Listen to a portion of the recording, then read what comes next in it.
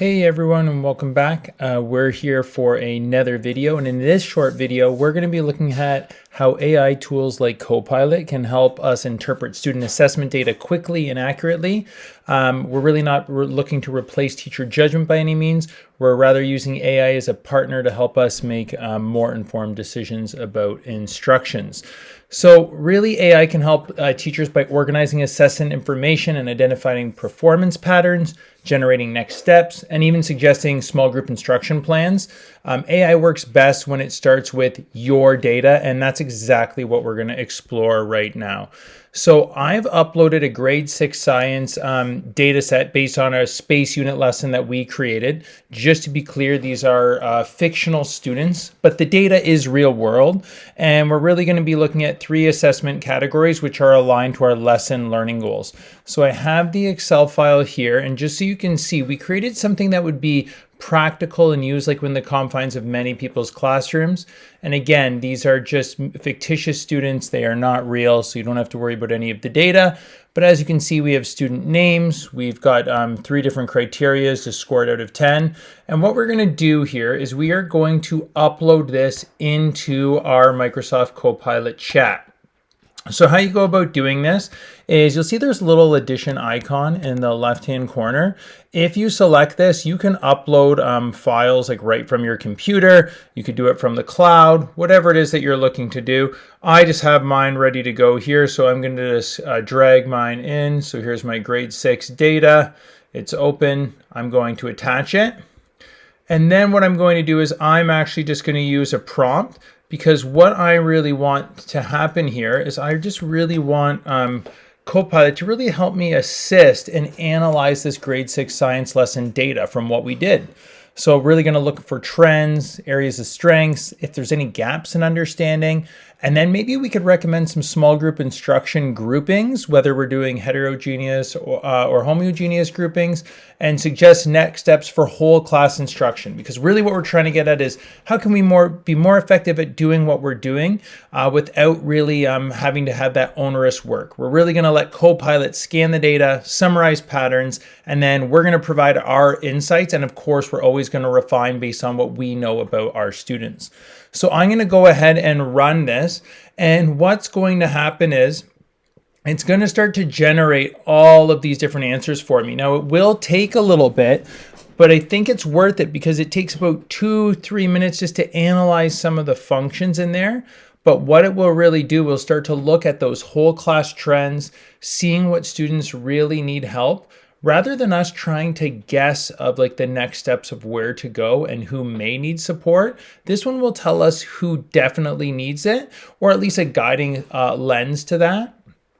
In addition, one nice thing I found about using this tool is it really helps with those students on IEP who may be gifted or accelerated learning, and giving some reach ahead initiatives or additional scaffolded activities that they can participate in. Even creating communities of practice by having them lead some of the discussions. So that's going to all come up in a second. We will have all of these trends and analysis done. And what you can even do, depending on the prompt, like my prompt was just around these 4 criteria here, but you can actually ask for data visualizations as well to make it even more concrete if you want to share that with parents, administrators, whoever it may be, just to have a more transparent look at what's going on within the confines of your room.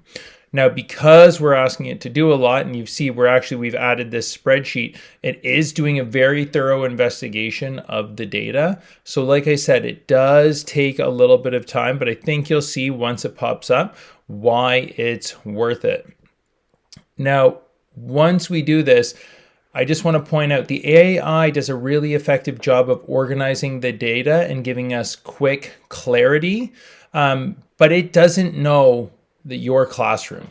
It knows understanding of like content, but it doesn't know understanding of student personalities, their learning needs, and the context. But really, we're just trying to help out and make this a little easier on you and seeing what it offers. Okay. So it has now fully analyzed the data, and here's what it's come up with. So it's noticed some trends in areas of strength. It's giving us the class performance average, and it's telling us where we did better and which ones we did worse on.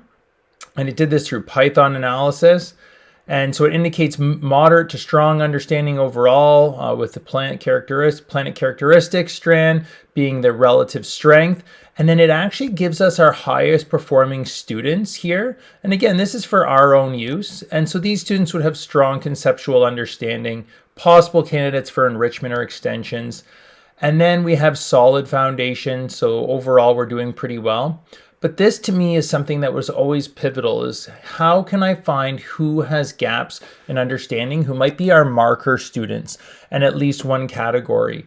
So these are students now who are some that I'm going to spend more time on. Maybe I'm catering small group instruction to them. And it really breaks down each single category of not just that they're struggling, but where they were struggling with. And it even gives some misconception analysis and where we can improve on that. This can really help where we should go. And because I offered small group instruction ideations, now it's going to give me some in terms of who requires intensive support and what I should be focusing on within them. So now it's actually organized those for me, which I find really valuable. And then it will also give some next steps for whole class instruction.